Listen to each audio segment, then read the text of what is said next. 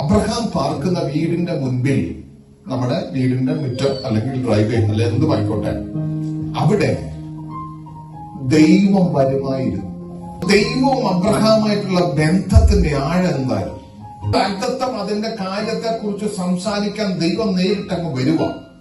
അതായിരുന്നു അബ്രഹാമും ദൈവവുമായിട്ടുള്ള ബന്ധം. അബ്രഹാമിന്റെ ജീവിതത്തിൽ ഒന്നും ലഭിക്കാതെ, തലമുറയില്ലാതെ, അവൻ പല കാര്യങ്ങളും മുൻപിൽ തടസ്സപ്പെട്ട് നിൽക്കുന്ന സാഹചര്യങ്ങളും എല്ലാം അവന് മുമ്പിൽ നിൽക്കുമ്പോഴും ഒരു സാധ്യതയില്ലാത്തിടത്തുനിന്ന് ദൈവം അവനെ പതുക്കെ എഴുന്നേൽപ്പിച്ച് പുറത്തു കൊണ്ടെന്ന് നിനക്കൊരു വാഗ്ദത്തം കൈമാറിയിട്ടുണ്ടെങ്കിൽ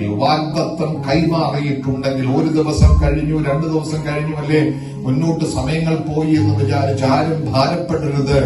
ദൈവത്തിന്റെ സമയത്ത് ദൈവം അത് ചെയ്തിരിക്കും.